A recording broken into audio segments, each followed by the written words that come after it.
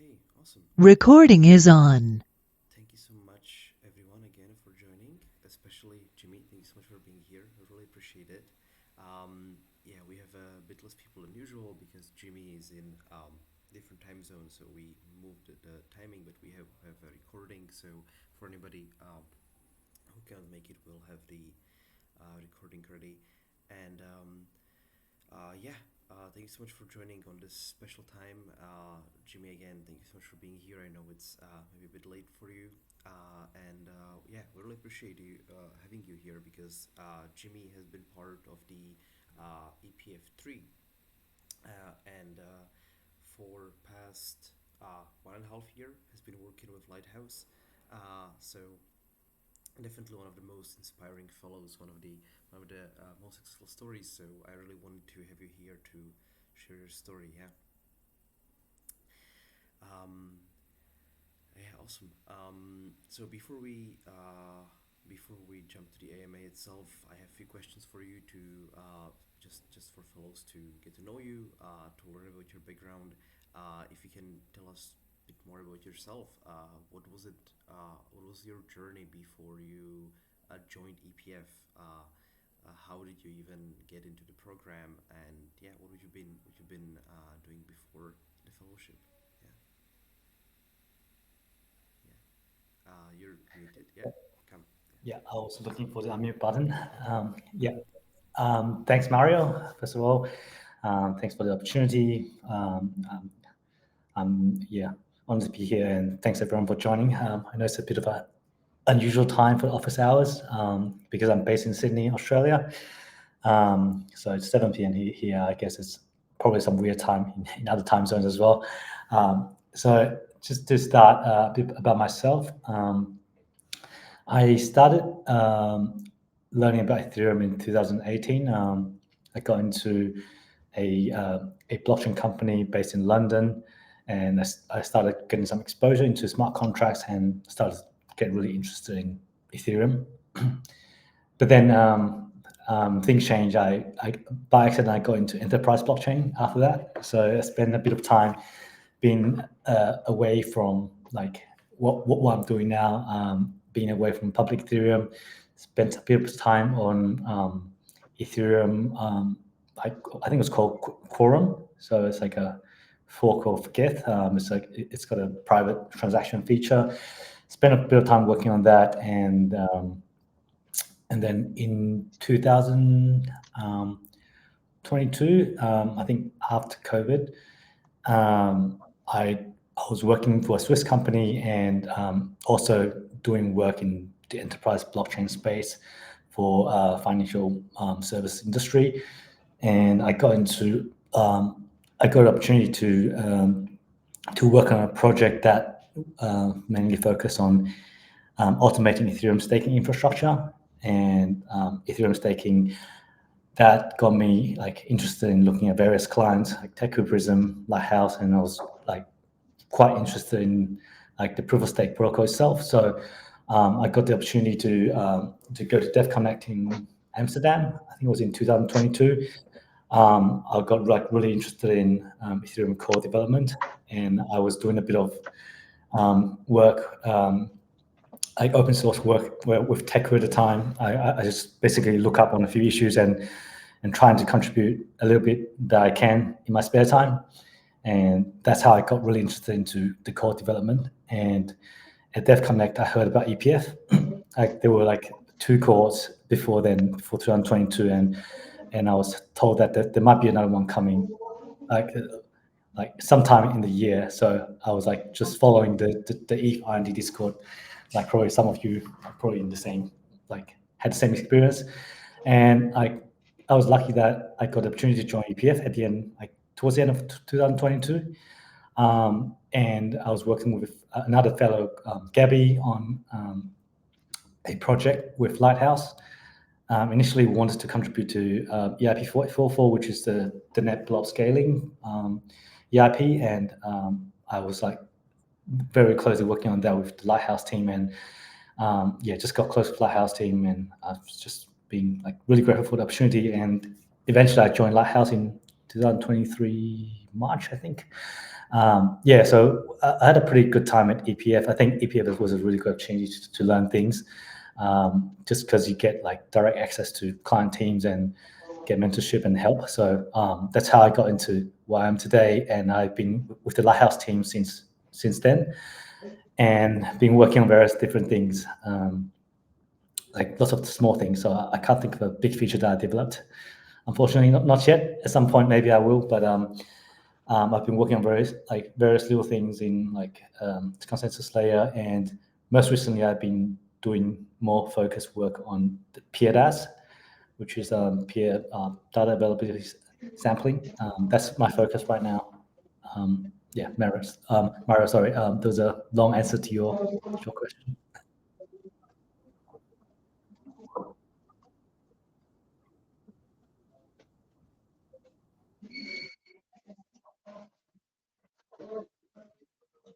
Yeah, I'm glad that you moved further to that.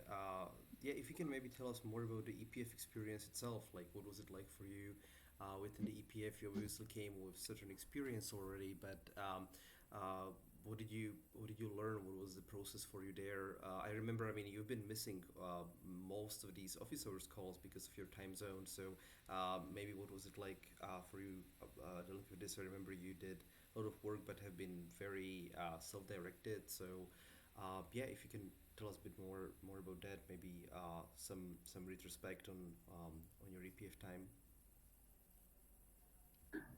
Yeah, sure. I think um, my personal experience at the beginning was like a bit lost. It was a very well structured program. Like I think Mario and Josh like structured it really well. And I think the problem that I had at the beginning was like struggling to find a project that I wanted to work on, because like when I was like interviewing with Mario, I said that I'm interested in doing ERP 444, doing the blob stuff in the NEB. And at the time, I don't think there was a project that's like closely related to that. So I was like struggling to find a project. So the first couple of weeks, I was like just like looking around, trying to do a bit of reading on account abstraction, do a bit of reading on testing, doing a bit of reading on the NEB, like trying to find out what I wanted to do. And it was like I think I struggled a little bit at the beginning, and also luckily, there was another fellow, Gabby, who was like interested in doing things related to NEB and 444. So we teamed together, and it was kind of like a collaboration that we figured out that we wanted to do a bit of work with Lighthouse. So we reached out to Lighthouse, and yeah, people were already working on the NEB. So we're trying to find a piece of work that would fit into the timeline of EPF, which is like 3 or 4 months at a time. And there wasn't like really something that's like fits like perfectly, but eventually we decided that we're gonna work on like the build API changes for the NEB, for Lighthouse. So I think the project selection at the beginning was a bit of a struggle, and also after that I started thinking, do I really want to do Lighthouse? I don't know anything about Rust. I was thinking to do Teku, but Gabby wants to do Lighthouse. And then I was like thinking, maybe is it going to be too challenging if I do consensus, try to learn consensus and try to learn Rust at the same time? It seems like I'm trying to trying to learn like two very hard topics at the same time. And I did really struggle a little bit, like actually quite a lot with Rust at the beginning. There was like a bit of a yeah, I spent a bit of time trying to understand it. Luckily, I got through it, like just watching lots of videos, reading a lot of things. So at the beginning, I think it's not as easy as I would thought. Well, I never thought it was easy, but it was a lot of a lot of effort and a lot of struggle. And I think there were times that I was not confident that I would be successful in this thing. And yeah, but I just kept working on it. And I think one of the things that I was struggling with was also the project, because everyone else at the time came up with a really interesting project that I couldn't come up with any interesting idea, like more interesting idea than theirs. So I was like asking Mario and Josh, like, is it okay if I just work on small issues, just with working with Lighthouse on small issues?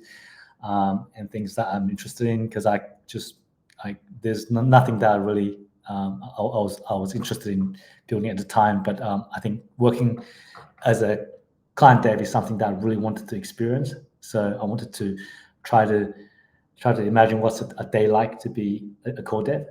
Um, so yeah, I eventually just ended up doing a lot of small things, plus the build API changes that I mentioned earlier, and that was a great experience. And I think I learned a lot as well. So it was kind of, at the beginning it was really difficult, and then but eventually I got over it. And I have to thank Mario and Josh for encouraging me to do what I wanted to do. Was a bit different to like having like a real project that I could present. And at the end, the presentation was a bit um, was a lot of different things in one presentation as well. So it was a bit weird, but I had fun. I learned a lot, and I'm still learning a lot today. So it was a great experience. Great to be part of EPF. Yeah, thank you so much, Jimmy. I'm so glad to hear that. Especially like when you're saying it was so good, we well structured. It was the first cohort that we ran with Josh. It was the first time we took over. So I'm really glad that you say it so positively in retrospect. And yeah, and it's also very interesting, very inspiring that like I mean you ended up doing such a great work with Lighthouse, but you've been lost at first and figuring out the project. So I think that's great because many people here have been has been struggling with similar stuff. But I'm glad that you show them that it's not just about the start, but pulling through it and putting to work. That's great. And yeah, it makes me wondering like is there anything that you would do differently now, or like if you could give yourself at the beginning of the cohort any advice with all the knowledge you have now? Do you have anything you would change? Any advice for yourself in the EPF, or for the just trying to get advice for the EPF fellows here? If you have anything you'd like to say. Yeah, sure. Thanks. Anything I would do differently? Um, I I don't know, because I don't. I think it was a really great experience. It was kind of hard to anticipate what I was getting into.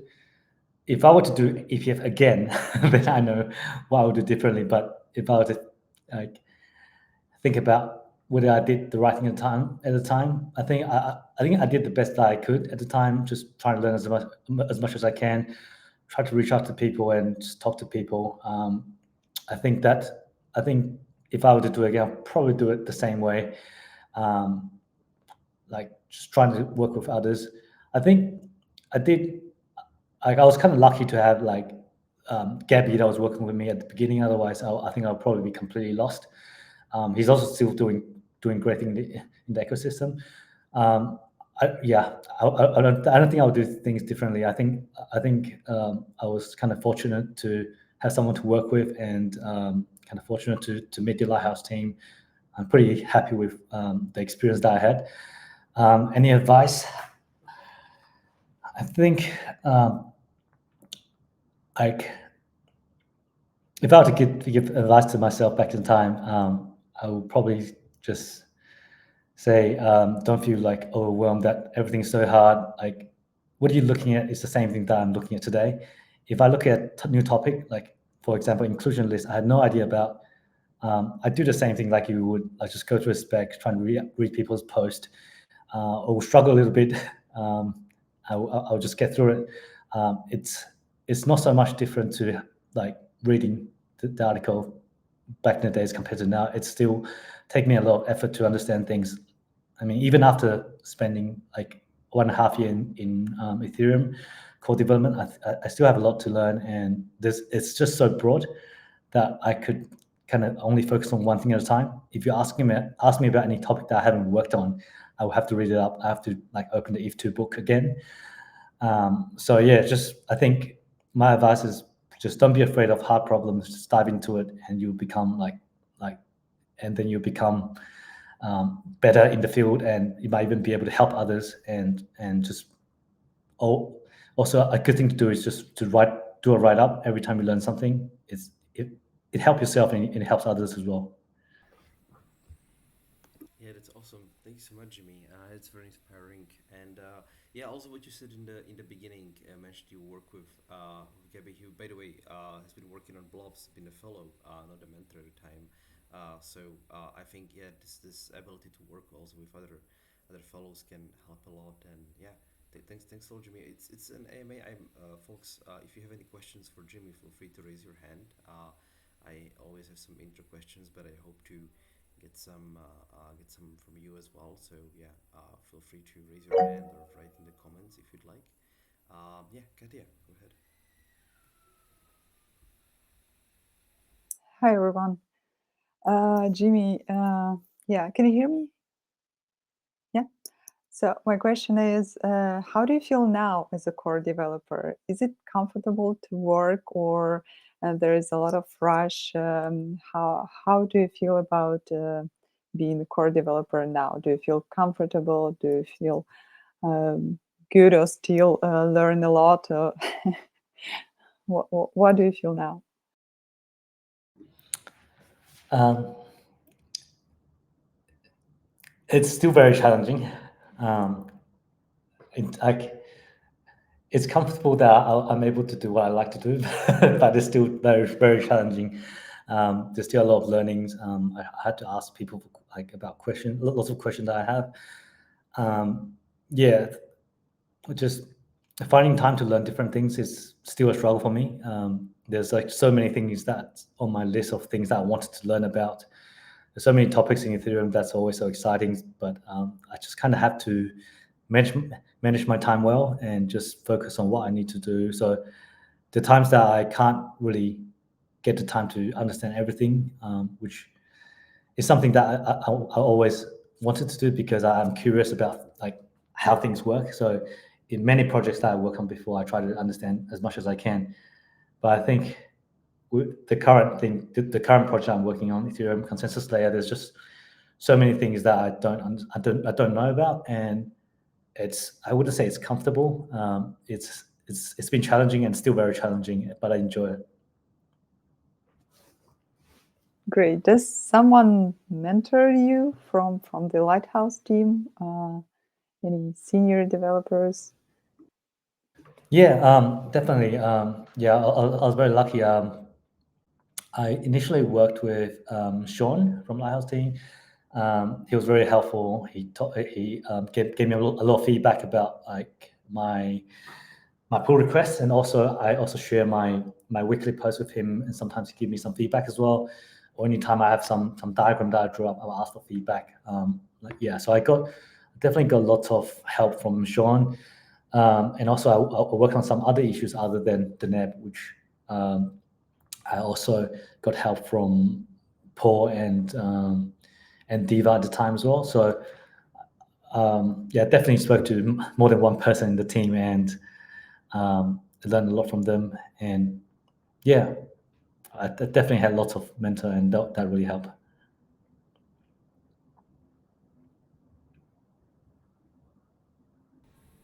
I think being a part of EPF also helps because people would answer your questions. Yeah, Hey, that's great. Baston. Yeah, go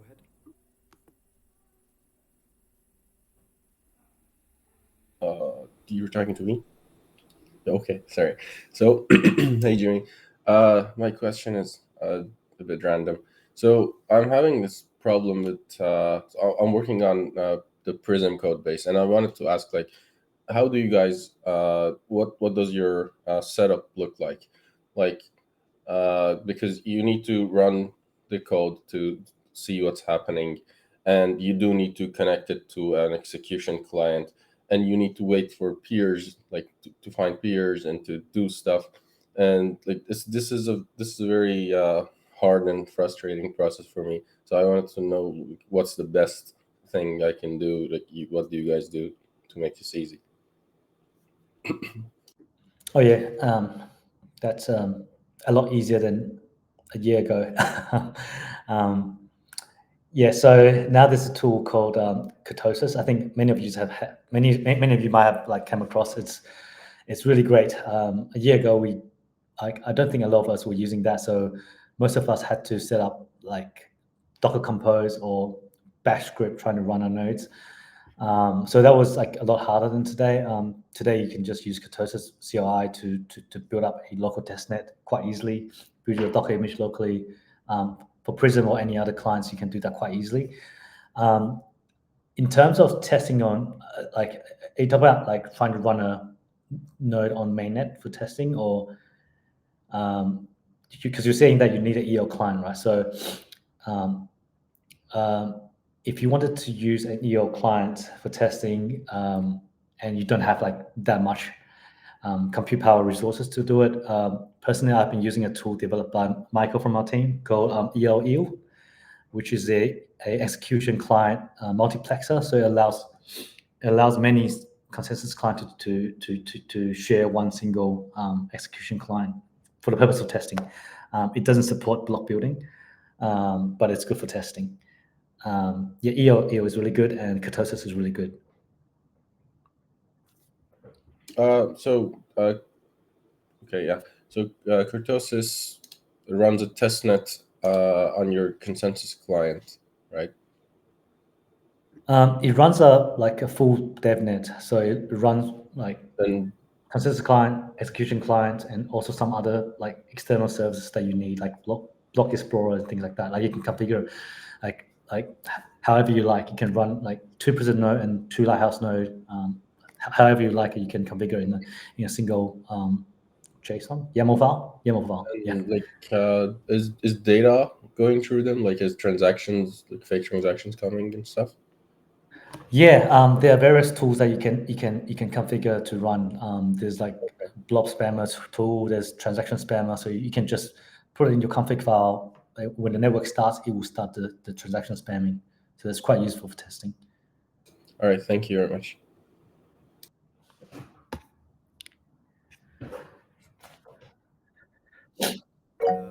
Some Kurtosis covered by Perry and folks in the study group as well. And yes, it's a great tool. A bunch of fellows have been using it. So if you have any questions, I guess you can just ask in Discord.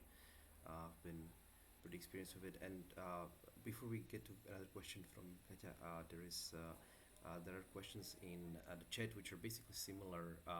The question is, how did you transition? How did you get hired in Lighthouse? So Jimmy was really great case because even before the EPF was finished, he already has been on being onboarded to Lighthouse. So it's been very successful. So yeah, what was this process like? Yeah, sure. I think my personal experience, I think the process like would definitely be very different across teams. For Lighthouse, sorry. So for Lighthouse, for joining Lighthouse, I had a few chat with Paul and Adrian from Lighthouse before the EPF finishes. We had a couple of chats just to talk about the future after EPF. So it wasn't like a formal interview, but it was like a conversation on like what sort of things I'm looking for in the longer term, what's my goal, like what I like to do and what they can offer me, like what kind of working environment they can offer me, and like just me asking questions on what the team's like, how people work. So it was like an interview, but not like a formal interview. Like there was no technical questions, I guess, because I was working with them like for quite some time before that. So it was mostly conversational, and yeah, we had a good chat. We had a few good chat. So transitioning was quite straightforward. With Sigma Prime, they made it really easy for me. It was basically the same after I joined Lighthouse. I still work on the same thing. Actually, after EPF, I still work on the same thing for like half a year. My PR got merged half a year later, so the transition was really smooth, I have to say. And also because Sigma Prime operates in a very unique way.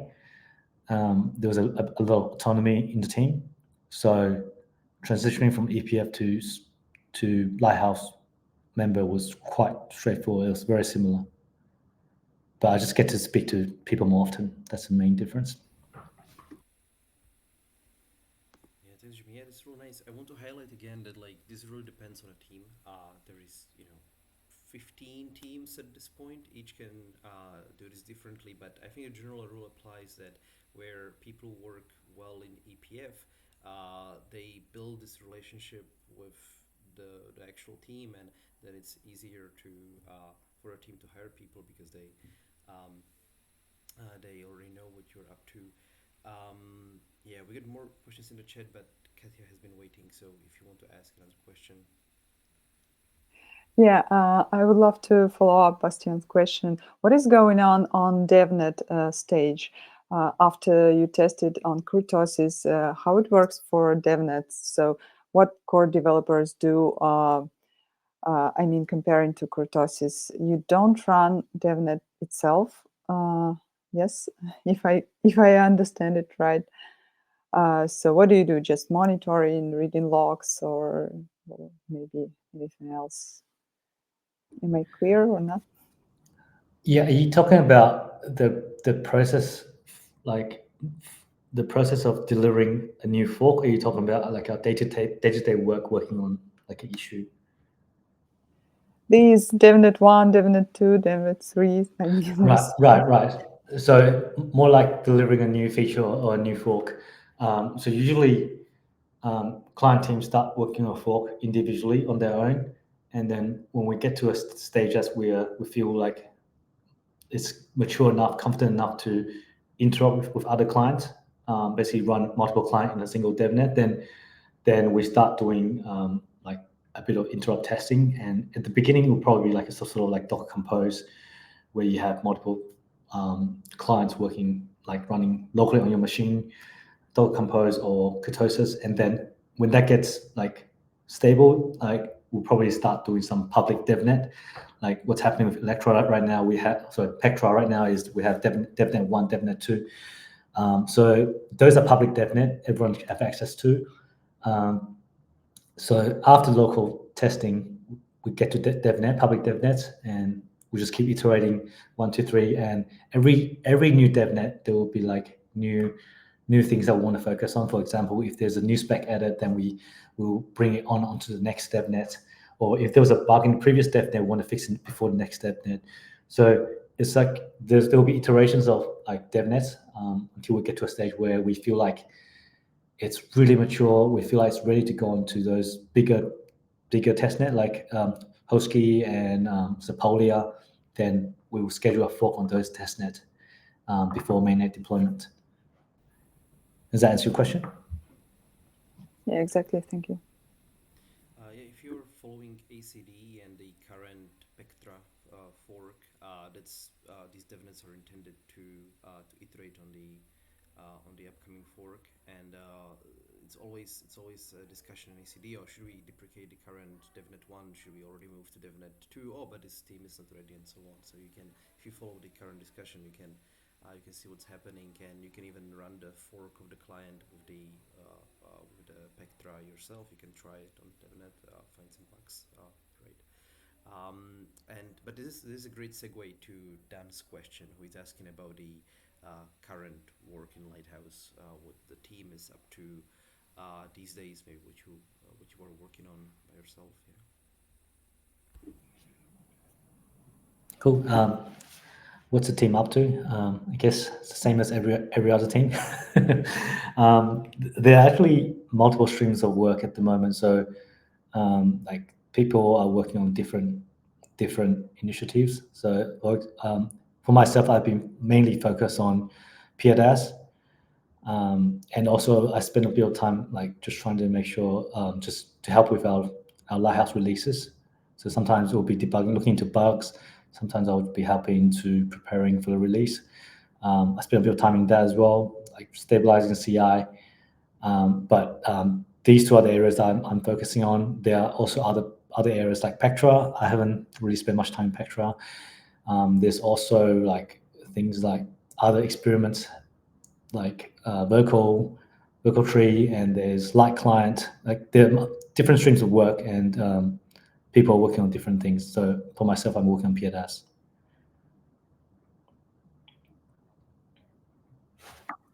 I wanted to say congrats on the release with the 3 states. I think Michael was working on it. It's been a couple of weeks already, but that's a great help.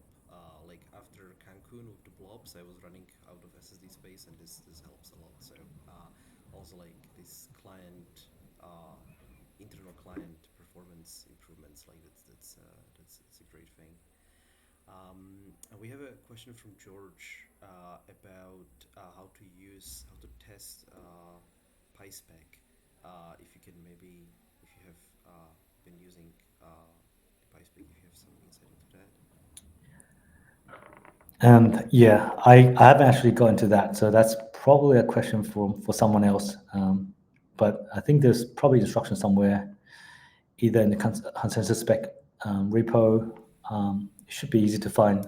If you need help finding it, I can help as well. Yeah, George, I'm not sure if you've been following the study in the week 6. I want to say we had dive into the both execution and consensus specs. So let me send the link here. There are some resources here. If you watch the recording, you can learn about it. And also, there is Xiaowei and Sam. You can reach out to them if you have questions. Yeah. Sure. Thank you, Maria and Jimmy. Thanks, Mario. I'm going to watch the recording as well. Yeah, it's really cool. Yeah, it's something that I really like about this AMA is that like it really makes the core devs look like real people. That yeah, you also have you also have to dive into a certain topic when there's something new for you and so on. It's really cool. Yeah. Any other question, folks? Anything else for Jimmy? Um, if there is no question from audience, I have a quick question maybe. Like we talked about the current work and Pectra. So in like upcoming fork, whether it's Pectra or maybe even like Osaka or something further, like is there something that two things, something that you are excited about, that you are looking forward to, and something that you are not so confident into, something that you maybe don't like or not sure about? Yeah, what do you think about the upcoming roadmap? Upcoming roadmap. That's also very broad. There's a lot of things that could be interesting. Even just scaling Ethereum, PRDAS. This stream is also, we've also got a very long roadmap to go. So I don't know if I'm going to be working on this for the next 2 years, but at least for the time being, I'll be working on this. If there's opportunity, I might work on something else. But I think at the moment, I'm pretty excited about PRDAS, scaling Ethereum, increasing block count. Other stuff, there are lots of other stuff that interests me as well, like EPPS, I want to learn about as well. I'm quite behind. There's so much going on. I don't know how many proposals there are out there right now. Seems like there's so many names. Like struggling to catch up. So definitely lots of exciting things ahead. At the moment, I'm focusing on PRDAS.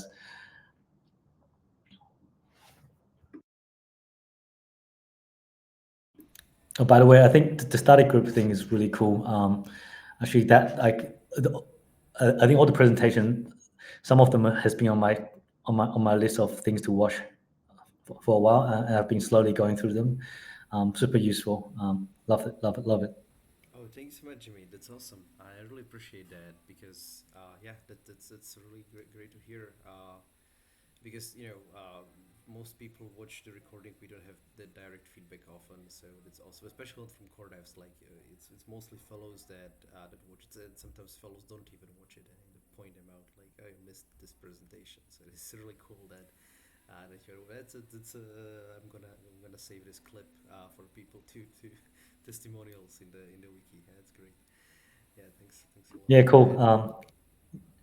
Yeah, it's definitely useful. I mean, maybe you don't have to watch everything, but definitely pick out the topic that you're interested in. Like, because we all have limited time, and there's so many good resources out there. Sometimes you just have to pick the ones that you like, and definitely there are a few that I'm interested in that list. Yeah, awesome. Yeah, thanks, Jimmy. Yeah, really nice to hear. And yeah, and thanks for the answer. Yeah, the PeerDAS. PeerDAS is definitely exciting. It's one thing that I'm also looking forward to as person running Node, I'm hoping to have maybe easier bandwidth requirements. But there was also some concerns, Peter, specifically about like how this affects stakers and people actually building block builders, right? Yeah. Yeah, I'm not sure if I want to dive into that rabbit hole. If you guys have any questions, like save me. But Yeah, yeah, I like to talk about that actually. yeah. Please do. Yeah. Yeah, so I mean, the problem that Peter mentioned is a real problem, but it doesn't mean that no one's working on it. The EF research has been like working really hard to make PDAS and future block count increase feasible for people with smaller bandwidth. So it's definitely something that people are working daily on it, and like people like Francesco, they like even if you look at the PDAS design, like all the numbers are based on the current 4844 numbers. So what we're focusing on is trying to deliver something that maintain the same bandwidth as today 4844. Although in the future we might be able to increase that, but at the moment we're trying to maintain that. However, the proposer bandwidth problem is something that we're still working on. We don't have a solution worked out yet, but there are a few like potential solutions that people have like looked into in the past. I mean, past 1 or 2 years. Their research group like Codex from Status, they've been like looking into how we could like limit the bandwidth requirements for nodes. Like there's definitely people researching on that, like people's full-time job and working on that, and also Michael from our team has some ideas on how we could distribute the block building responsibility and delegate it. I mean, not delegate, but I mean, like outsource it to super nodes, like nodes with better resources rather than having Homestake having to struggle with building like big blobs. So these are things that are looking actually quite promising. On my end, we've been doing a bit of testing. Once we have some results out, like we definitely want to share with everyone else. But I mean, that's a problem that people are trying to solve. We're not going to ship it without trying to solve those problems. Especially that I'm in Australia. Like my bandwidth is really crap compared to the rest of the world. So it's something that definitely I care about personally, selfishly. Yeah, that's very awesome to hear that you think about this and you care about this as well. Yeah, that's awesome. Really cools me down. Thanks, Jimmy. Yeah, that's great. Folks, do we have any other questions? Any follow up on this? It was interesting that you what like one of the solutions to have like the heavy validators. It reminds me of the rainbow staking, the ODS, but maybe we can ask about it later. Katia, do you have a question? Yeah, always have questions. What personal qualities or skills helped you to succeed during the EPF? How do you think? How do you feel about it? Personal wise, I think. I mean, maybe like communication or learning or. Yeah, definitely. Like, I think learning is something that I work hard on, and I also like enjoys it. Communication is something I like to get better, but I also think it really helped me a lot as well. Trying to work with others, being able to write things down logically. I think I think that's something that Mario and Josh has told us like very early during the EPF phase, like being able to write things technically, like write technical documents well and explain things well. It's a really good skill to have. So I think that helped as well. Whenever I'm digging into something, I try to write it down, and if I find it might be useful to others, I'll try to like polish it a little bit more and publish it and help others as well. So I think like personal quality, I think learning and not giving up. I guess that's like what I feel like I'm better at, and also just trying to take other people's advice, like things like getting better at writing, getting better with working with others, and don't be afraid to reach out to people, and don't be afraid to create a PR. You might get told off for not doing things right, but that's also a learning experience, and just don't be afraid. I have one question to Mario as well. Mario, how do you feel from cohort to cohort? Is it easier or harder, more difficult for participants to stay in the protocol? Because yeah, we have more learning materials, but maybe the number of participants grows, or maybe the teams are fully packed already. How do you feel about it? That's an interesting question. First of all, thanks Jimmy for the answer. I just wanted to highlight what Jimmy said there about like also learning to communicate and write. If you want to check the EPF3 repo, you can find Jimmy's updates. He had great updates this weekly post, so you can get some inspiration from that. I wanted to recommend that. But about the cohort. It's something that we discuss a lot because it's been changing for sure. Like the first cohort that we did, the third one with Jimmy, that was our first take on this, and it went well. But since then, we wanted to always improve it. In the previous cohort, we had much more people. We had more people than in this one, and then we realized it's actually too much. Not because like it wasn't necessarily bad, but it felt a bit overwhelming, and it felt like what we changed in this cohort is that there is less people who get the initial stipend, but we are hoping to have more permissionless people, for example. So just changing this balance, and not necessarily because teams are full. It really depends the teams. What we improved as well, I believe, in this cohort is that uh, as you say, the team is not necessarily full, but they might not be in the moment for hiring. Uh, and it's really hard to funnel people to the right teams, but we try to improve on this as well to get more suggested projects or mentors from these teams that actually need help. But it's also on the teams to realize this. So I think that the one big improvement was that we talked to all of the client teams. Since the cohort 3, the EPF became more notorious thing. They all the client teams know what it is. They know that, oh, this is follow. It's somebody that I can work with. So it became maybe easier in this way. But it's also been changing. Like there's always with changes, there is always some new challenge. So I think that each cohort becomes a bit different, but challenging. The study group was a big change, big improvement, I think. Um, yeah, yeah. So it differs. But I don't want to ramble in this AMA. We can chat about this some other time. We'll have um,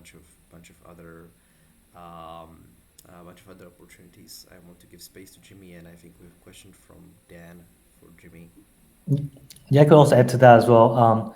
I think, like in terms of teams feeling fully packed, I feel like that's quite often the case. I don't feel like client teams are always actively hiring.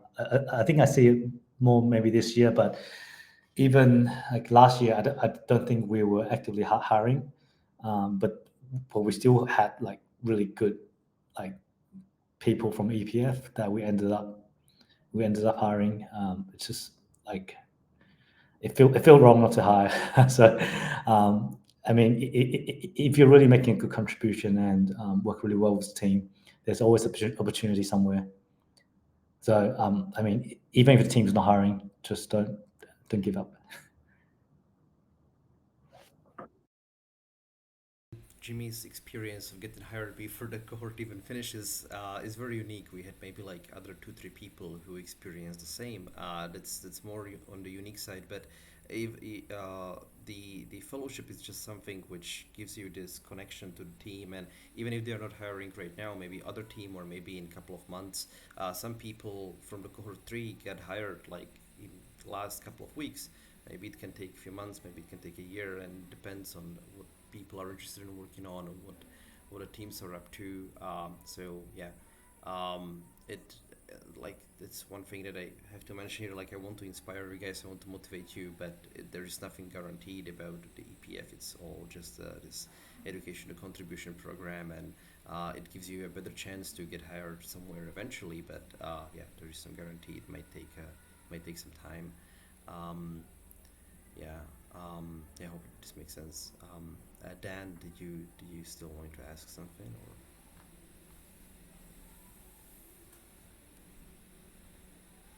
or any other question? We have last 10 minutes, so I think we have space for a couple more questions.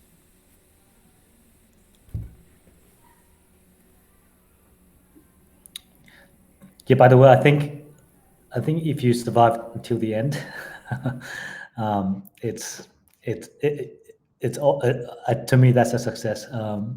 Like I think to be able to experience like the EPA program end to end, a great experience, and at the end, like I think for EPF3 we ended up having an in-person meetup in East Denver, which was great.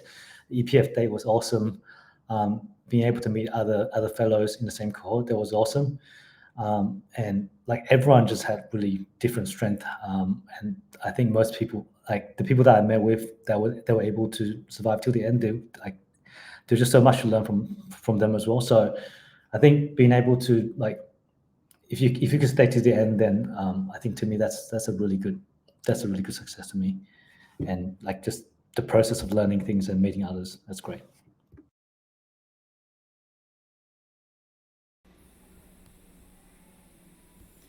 Yeah, that's awesome. Thank you so much. Thank you so much, Jimmy, for saying that, because we had, uh, yeah, actually, let me pass the recap here. That we even have a picture from Denver on the bottom of the blog there.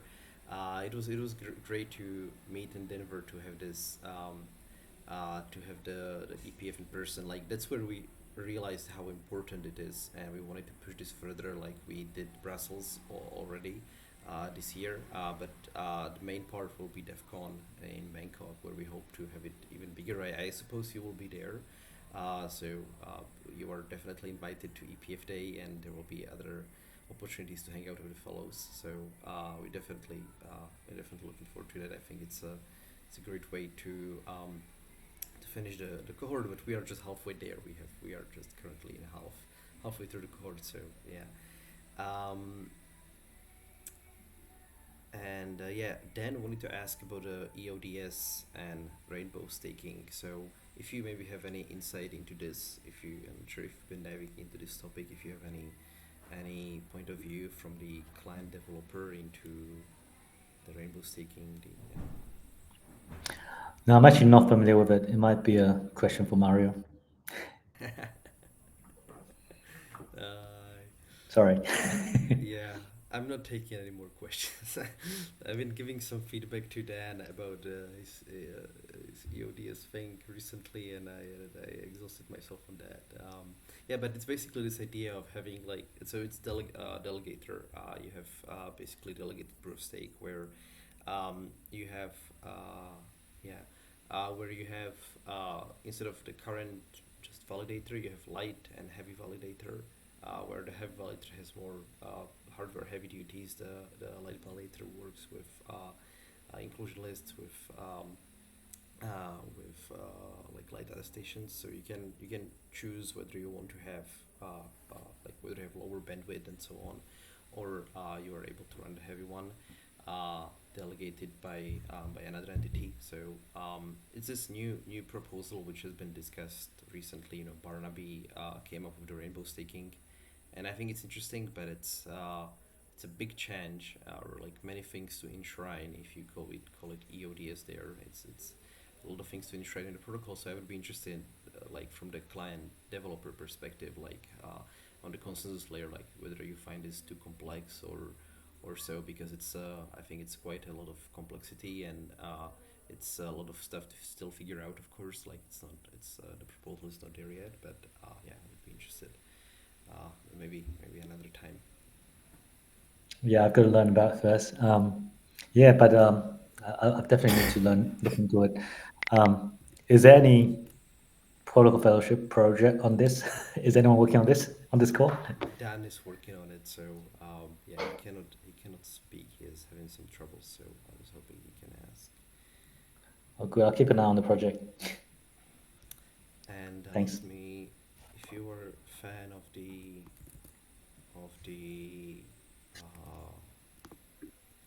study group, here is a wiki page on it with all the resources. So if you want to dive into this, we have I think Dan is the main author of this thing, so you can look into Oh, this wow, nice. when you feel like it. This is great. Thanks.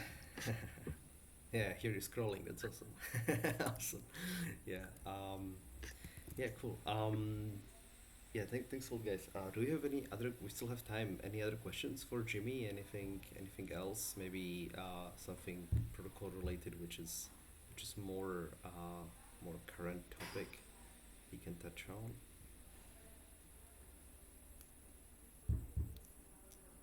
Yeah, I have a question about the protocol concerning of the data column API. Could you a little bit comment this topic? Do we need it or not? How do you feel it? Are you talking about the Beacon API? Yes, Beacon API. So we discussed, right, do we need to deprecate blobs API? Do we need data column API? Right. Yeah, I think that's a more specific question, but the answer is quite short.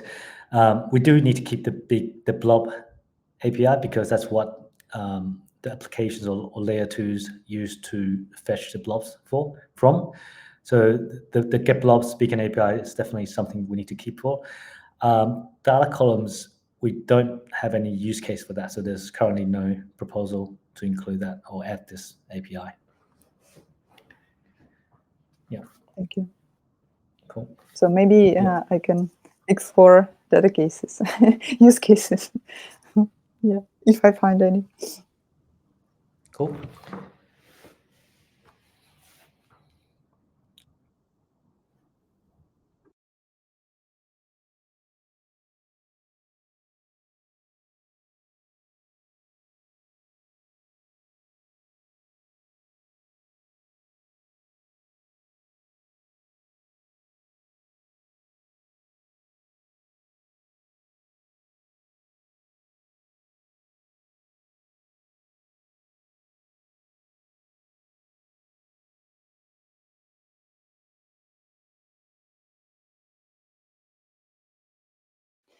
Just as far as I know, you have this interop meetings, right, with the teams, with core devs.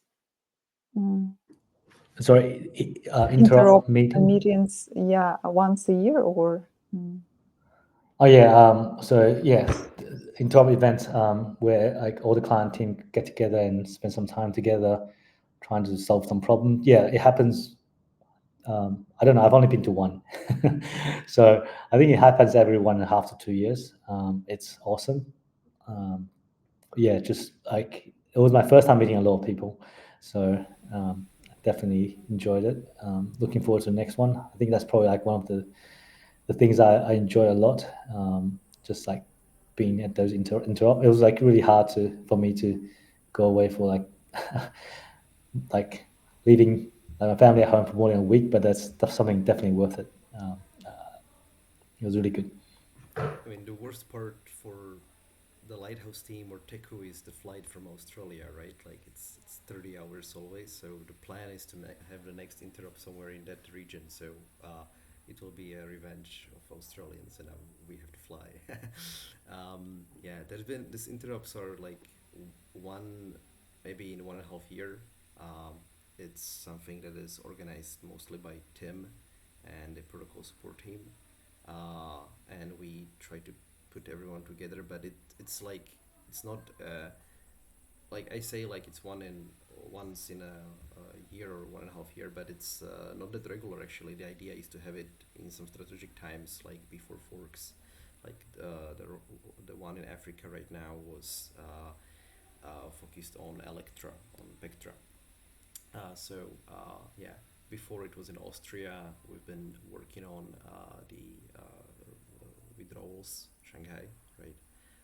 Post and at every like bigger event like DevCon or DevConnect, there is also this sort of interop. It's smaller. It's like the normal interop is 1 week, but at the DevCon we have like 1 or 2 day L1 workshop. Um, where most of the client teams meet and discuss some things as well. Yeah, so it's a similar, smaller version of that as well. And that's also a reason why we are doing the EPF day in DEF CON, by the way, because it will be somewhat overlapping this L1 workshop. So a bunch of the people from the client teams can visit you guys in the EPF day, and maybe also some of you guys working on the client teams will be invited to the workshop. Yeah, but that's the idea, to have people in the space. Yeah, and I see that Dan already opened post AMA thread in the Discord. So if there are any follow-up questions, we are running out of time here. But if you have guys any more questions, if you want to discuss something more, you can do it you can ask in the Discord in the thread. Yeah. Yeah. Yeah, We are cool. already full hour. Yeah. Cool. Yeah, I'd say that like the in-person meetings is definitely very impactful. Things that like there are sometimes decisions that we can't make, like even after a long time online. It's like when you meet in person, you just like bam, just make the decision straight away. Like so, sometimes people say like meeting in person is like worth like 6 months of work. It's definitely very like a lot more impactful, and yeah, I'll look forward to meeting everyone at DevCon this year. Yeah. And thanks again for joining at this weird time. No, it's thank you so much for being here, Jimmy. I really appreciate you taking the time to talk to us, especially this time zone. And yeah, it's been great. Thank you so much, Jimmy. I believe that folks learned a lot and get inspired.